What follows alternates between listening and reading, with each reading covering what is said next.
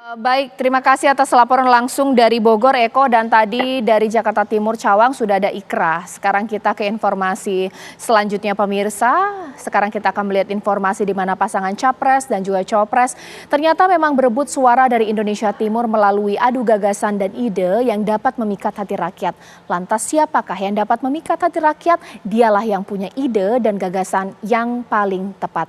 Tidak hanya di Jawa pastinya menjadi incaran para Capres dan juga Cawapres untuk memenangkan Pilpres 2024 ini adalah pasti suara di luar Jawa, yakni Indonesia bagian timur.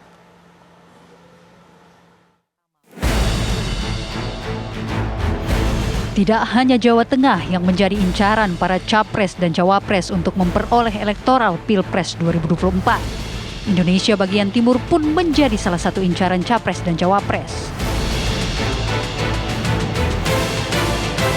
Berdasarkan data DPT yang diterbitkan oleh KPU, jumlah pemilih tetap di wilayah Indonesia Timur tidak bisa dipandang sebelah mata. 3 calon presiden yang akan melaju berkontestasi pun diuji kemampuannya oleh Ikatan Cendekiawan Muda Indonesia atau ICMI di Kota Makassar. Ganjar Pranowo, Prabowo Subianto, dan Anies Baswedan harus berjualan ide dan gagasan yang paling realistis dan tepat sasaran untuk masyarakat di Indonesia Timur. Ganjar Pranowo menyampaikan soal pengelolaan pangan dan pemanfaatan kekayaan alam di Indonesia Timur. Ganjar pun juga menambahkan agar putra daerah mampu bersaing dengan kota-kota lainnya dengan target satu keluarga miskin, satu sarjana. Ganjar juga yakin bisa mengaplikasikan gagasannya dengan kondisi kekayaan alam serta sumber daya manusianya. SDM-nya mesti unggul. Dan di Indonesia Timur penting untuk membuat afirmasi wabil khusus kepada anak-anak kita agar bisa mendapatkan akses pendidikan yang baik. Dan tentu tadi Prof. Sani menyampaikan sampai pengolahan kekayaan kita di Indonesia Timur yang disebutkan mineralnya gede banget. Dan itu dari teori lapisan-lapisan permukaan bumi yang ada, mulai dari Papua sampai kemudian ke Maluku. Dan itu kekayaan yang luar biasa, tidak cukup dieksploitasi, hanya diambil saja dijual dalam bentuk mentah, tapi dibuat smelter karena akan ada mineral turunannya yang sangat luar biasa dan itu biasanya nilai tambah tinggi. 3 penanya yang langsung klik sama dengan apa yang saya bayangkan bahwa anak-anak Indonesia, para pakar Indonesia, para intelektual Indonesia punya dan bisa melakukan itu.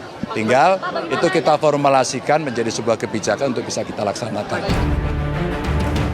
Berbeda dengan Capres Prabowo Subianto, Capres yang bersanding dengan putra sulung Presiden Joko Widodo itu menyinggung kekayaan Indonesia agar dikelola secara asas kekeluargaan, bukan kapitalisme. Prabowo juga menambahkan akan membuat program makan siang gratis, perbaikan gizi buruk, dan stunting.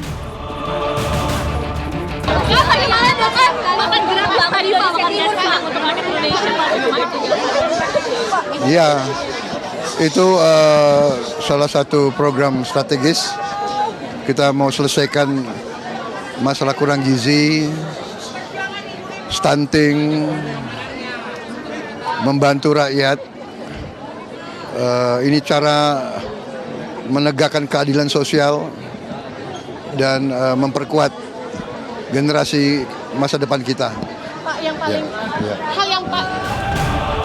Sementara itu, dalam pemaparan visi misi, Anies Baswedan menekankan pemerataan pendidikan dan kesejahteraan seluruh wilayah Indonesia yang saat ini masih terdapat banyak ketimpangan. Anies juga mewacanakan mengembalikan budaya baca pada seluruh siswa untuk menciptakan kebiasaan baca dan menunjang peningkatan mutu serta pemerataan pendidikan. Kami ingin menerapkan cara berpikir dan cara bekerja yang menggunakan metode ilmiah. Kami ingin pemerintahan dipiloti oleh pendekatan teknokrasi. Technocratic approach itu jadi pendekatan. Dan kita berharap metode ilmiah kembali dikedepankan di dalam menyusun kebijakan-kebijakan yang dibuat oleh pemerintah. Di mana data, fakta, pakar itu menjadi bagian penting dalam penyusunan kebijakan. Pemegang tanda tangan memang memiliki otoritas, tapi tidak selamanya pemegang tanda tangan memiliki pengetahuan atas otoritas yang dipegang. Tim TV One mengabarkan.